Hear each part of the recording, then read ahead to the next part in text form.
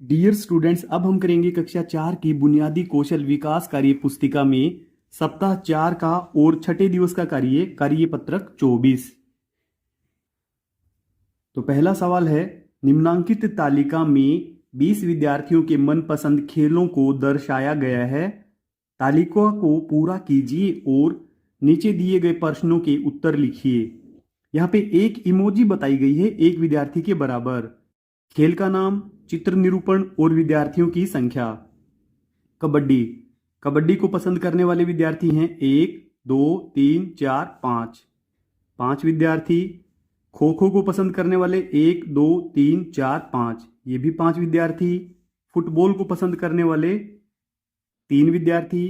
Cricket को पसंद करने वाले 1, 2, 3, 4, 5, 6, 7। ये हैं 7 विद्यार्थी। फिर पहला, कौन से खेल को विद्यार्थी सबसे अधिक पसंद करते हैं? तो सबसे अधिक यानी कि ये संख्या है 7 और ये गेम है क्रिकेट। क्रिकेट को सबसे ज्यादा बच्चे पसंद करते हैं, क्रिकेट।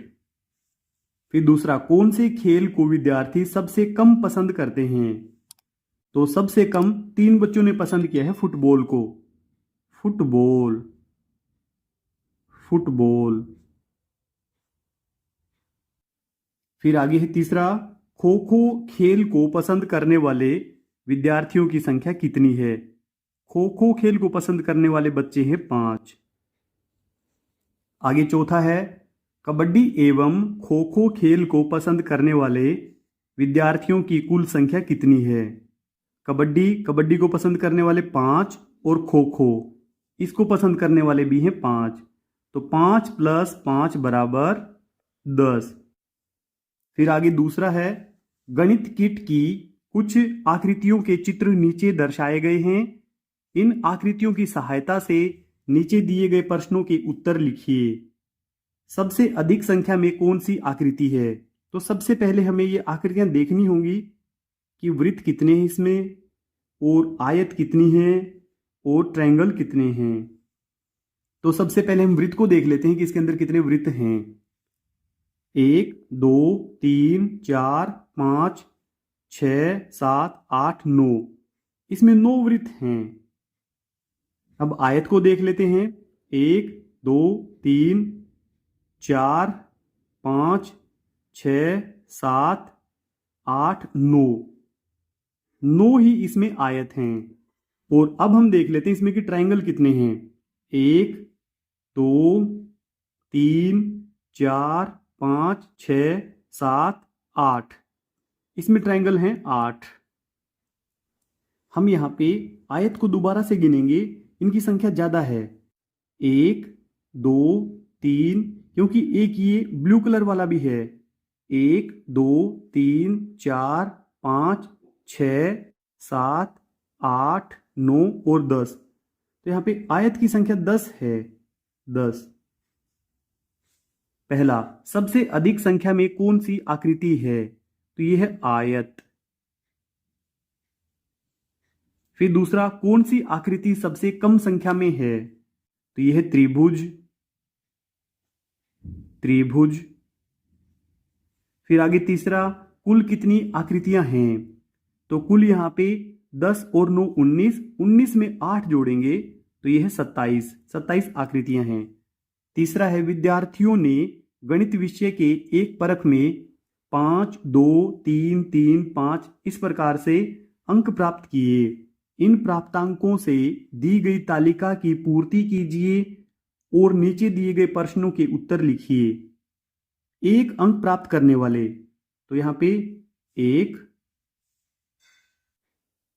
2, 2 चिन्ह लगाएंगे, गणना चिन्ह 1, 2। विद्यार्थियों की संख्या 2। अब 2 अंक प्राप्त करने वाले 1, 2, 2 ही विद्यार्थी हैं इसमें, 2। अब 3 अंक प्राप्त करने वाले 1, 2, 3, 4, 5।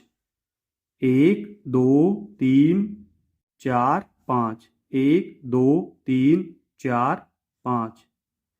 तो यहां पे विद्यार्थियों की संख्या है 5। 4 अंक प्राप्त करने वाले हमें पहले से बताए गए हैं कि वो 3 विद्यार्थी हैं। अब हम देखेंगे कि 5 अंक प्राप्त करने वाले 1, 2, 3, 3 ही विद्यार्थी हैं। 1, 2, 3, 1, 2, 3, 3 विद्यार्थी। अब इसका पहला क्वेश्चन है 2 अंक प्राप्त करने वाले विद्यार्थियों की संख्या कितनी है। तो 2 अंक प्राप्त किया है 2 विद्यार्थियों ने। फिर दूसरा, कुल कितने विद्यार्थियों ने परख में भाग लिया। तो यानी कि इन सभी को हम जोड़ लेंगे। 2 में 2 जोड़ेंगे तो 4, और फिर 5 जोड़ दें तो बनेगा 9, 9 में 3 जोड़ेंगे 12, 12 में 3 जोड़ेंगे तो 15, तो कुल 15 विद्यार्थी हैं। अब तीसरा है 3 अंक प्राप्त करने वाले विद्यार्थियों की संख्या अधिक है या 4 अंक प्राप्त करने वाले विद्यार्थियों की संख्या अधिक है, और कितनी अधिक है। तो 3 अंक प्राप्त करने वाले हैं 5, 4 अंक प्राप्त करने वाले हैं केवल 3। तो हम लिखेंगे 3 अंक प्राप्त करने वाले